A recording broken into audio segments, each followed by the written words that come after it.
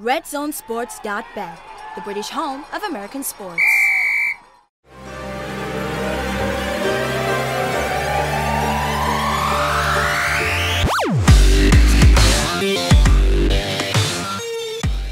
Hello and welcome to SportsHeads. We're here in conjunction with RedZoneSports.com, and you see this fabulous studio that they have provided for us. But I'm here with the guru himself, my man, Mike Carlson, back in the hookup together. Haven't been together in a long time, and it's good to see him. But Mike, why don't we just get with it? Miami, New Orleans Saints. Let's talk about Miami for a quick second.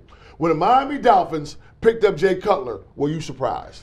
Not really. Once Tannehill got injured, Cutler seemed to be as good a pickup as they could. I mean, you know, I keep saying, why don't they sign Colin Kaepernick, like a lot of us do? Mm-hmm. But Cutler had played under Adam Gase at Chicago, so that made sense to go with a familiar quarterback who knew your system when you had to break him in quickly.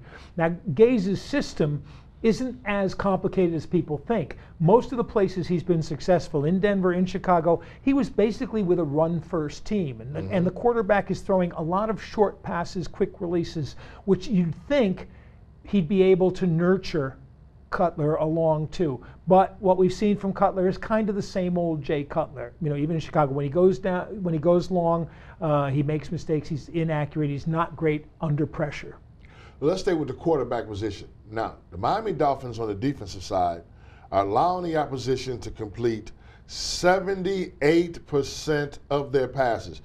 They're going up against Drew Brees, and Drew Brees on a bad day, he completes 78% of his passes. Eyes closed. Yeah. Yeah. I mean, the only good news for them is, well, there's 2 points. One is, of course, there's injury issues with both tackles for New Orleans.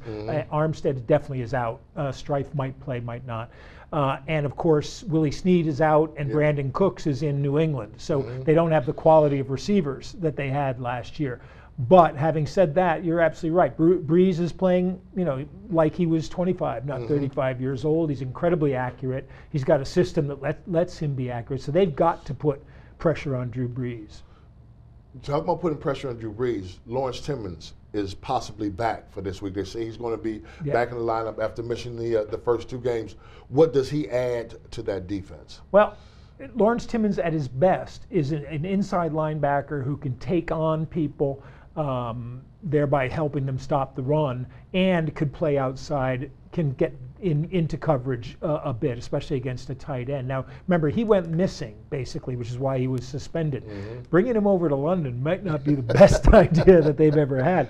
But I suspect that, you know, having not played in the first couple of weeks, he'll be pretty fresh. He'll probably be pretty good. I would expect him to see a lot of playing time. What do you expect of Jay Ajayi? He's a guy that's dealing with a little bit of injuries.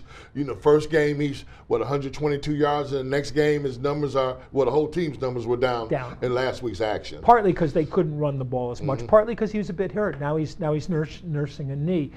He runs in a similar kind of style, and we talked about it before with Leonard Fournette, but even more so, he runs in that Marshawn Lynch style, where he invites the first contact, knowing he could break it. And if you look back at last year for Jay Ajayi, he got virtually half of his yardage in like 3 games for the season. He had 3 200-yard games. And he's a boom or bust kind of runner, because if he can't break that first tackle, or he usually does, but the time it takes him to break that first tackle brings other tackles to him. He's not a shifty guy, he's a power guy.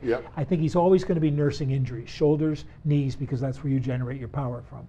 Has it shown to be any of an effect for or against when teams arrive? We see New Orleans Saints arriving on Monday. We see the Miami Dolphins going to come in on Friday. Does it seem to matter which day you come in as far as being successful? In the past, I used to think that the team coming in on the short week had a bit of an advantage, but that was when they had a 6 o'clock kickoff. And the 6 o'clock kickoff is 1 o'clock Eastern time, which means most of these teams would be playing the game body clock-wise at the exact same time they would be playing if they were back in the States. So if you came in on Friday morning and you didn't try to adjust too much to jet lag, your body would be ready to play at 1. If you're there all week, sometimes I think teams just get a little bit too distracted by the atmosphere, by all the ancillary stuff that they're doing, and they wind up sort of taking it for granted. Now, last week, Baltimore came in short They came in on Friday. They didn't even take a walkthrough at Wembley. They didn't go to Wembley till it was game time, and they looked really flat at the start of the game. And the Jags, who came in on the Friday but are used to it, looked really, really good. So, I mean, I think that the short stay is a benefit, but the Saints have been here before. Yep. Under the current management, and I get the feeling that they'll be prepared to go.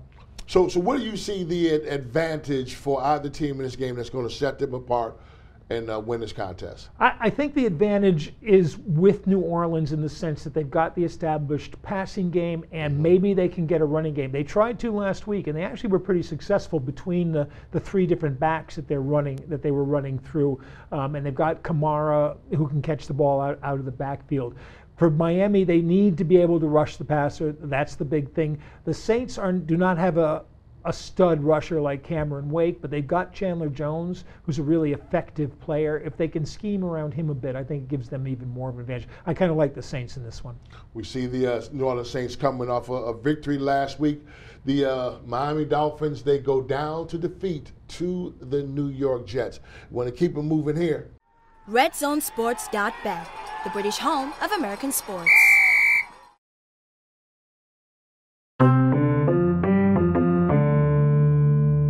Hey, thanks for watching SportsHeads. Don't forget, you can subscribe to us on YouTube, but you can also hit us on Twitter, Instagram. We would love to hear from you. We're trying to take the program from next level to next level to next level. Enjoy.